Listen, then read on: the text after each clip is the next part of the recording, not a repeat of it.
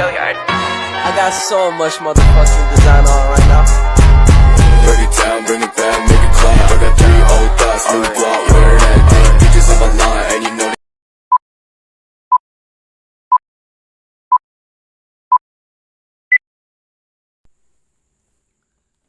Assalamualaikum warahmatullahi wabarakatuh. Yang saya hormati Bapak Muhammad Syarif Khalili MPDI selaku dosen pengampu mata kuliah Filsafat Islam. Di sini saya akan menjawab salah satu soal UAS Filsafat Islam yang telah diberikan oleh beliau, yaitu ada 3 pendapat kalangan filosof muslim yang membuat Imam Ghazali menjatuhkan vonis kafir kepadanya. Sebutkan dan jelaskan 3 pendapat para filosof tersebut lengkap dengan keterangannya. Dalam fase awal-awal perkembangan intelektualnya, Al-Ghazali banyak berkarya di bidang ilmu-ilmu syariat ketika masih di Baghdad. Namun setelah itu, dalam kurun waktu 2 tahun, Al-Ghazali memahami filsafat dengan seksama.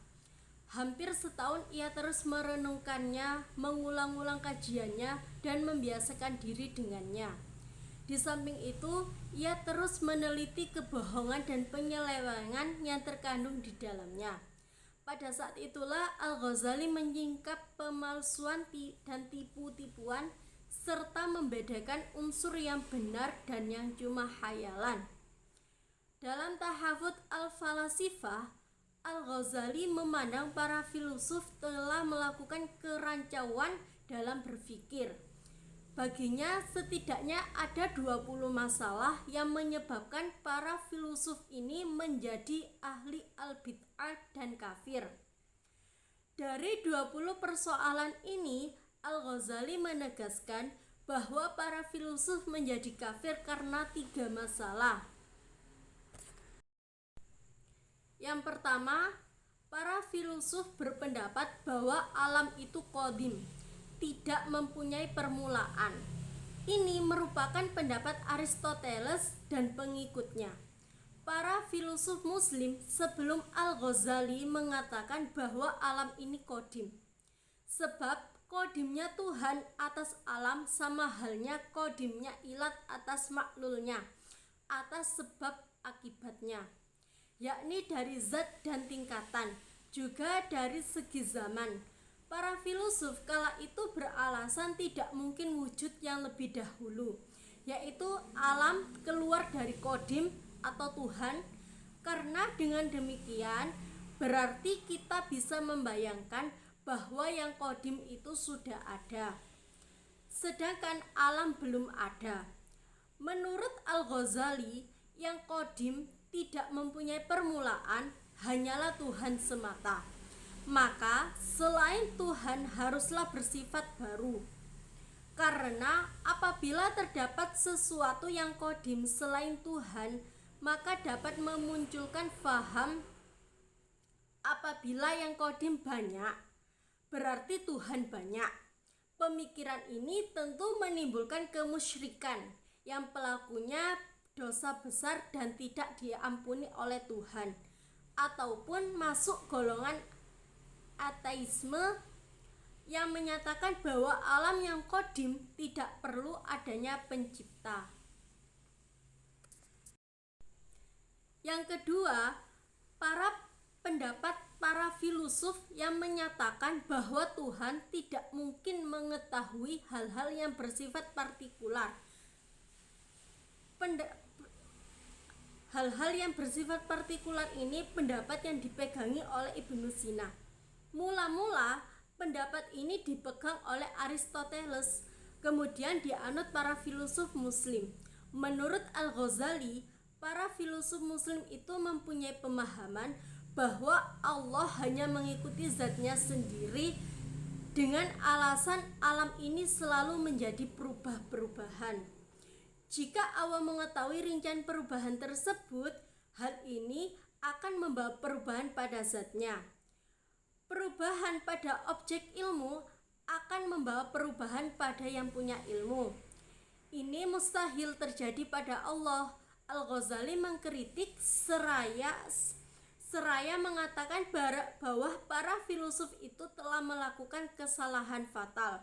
Menurutnya, sebuah perubahan pada objek ilmu tidak membawa perubahan pada zatnya. Dalam artian, keadaan orang yang mempunyai ilmu tidak berubah. Kemudian Al-Ghazali memberikan sebuah ilustrasi sebagaimana halnya kalau ada orang yang berdiri di sebelah kanan kita, kemudian ia berpindah di sebelah kiri kita, maka berubah sebenarnya dia, bukannya kita yang berubah. Ia mengetahui segala sesuatu dengan ilmunya yang satu esa, semenjak azali dan tidak berubah. Meskipun alam yang diketahuinya itu mengalami perubahan. Yang ketiga, penolakan filosof terhadap kebangkitan jasmani dan moralitas jiwa individu. Para filosof muslim sebelum Al-Ghazali berpandangan bahwa yang akan dibangkitkan dari alam kubur menuju akhirat nanti adalah rohani semata, sedangkan jasmani akan hancur lebur. Menurut mereka, yang akan merasakan kebahagiaan atau siksaan adalah rohani semata. Al-Ghazali dalam mengkritik pendapat para filosof tersebut lebih banyak bersandar pada arti tekstual Al-Quran. Menurutnya tidak ada alasan untuk menolak terjadinya kebahagiaan atau kesengsaraan, siksaan fisik dan rohani secara bersamaan. Allah Maha Kuasa menciptakan segala sesuatu dan untuk itu tidaklah ada keraguan sedikit pun. Allah akan mengembalikan rohani pada jasmani di akhirat nanti. Lebih lanjut, Al-Ghazali menerangkan bahwa kekalnya jiwa setelah mati tidak bertentangan dengan ajaran Islam. Bahkan terdapat hadis yang menyebutkan bahwa roh-roh manusia merasakan adanya kebaikan atau siksa kubur dan lain-lainnya. Semua itu sebagai indikasi adanya kekekalan jiwa. Sementara itu, kebangkitan jasmani secara eksplisit telah ditegaskan secara syara atau agama dengan arti jiwa dikembalikan pada tubuh, baik tubuh semula maupun tubuh yang lainnya, atau tubuh yang baru dijadikan. Sekian, terima kasih. Apabila ada kata-kata atau perbuatan yang disengaja maupun tidak disengaja, saya memohon maaf yang sebesar-besarnya. Mohon maaf apabila penjelasan saya kurang jelas atau kurang dapat dipahami. Sekian dari saya. Assalamualaikum warahmatullahi wabarakatuh.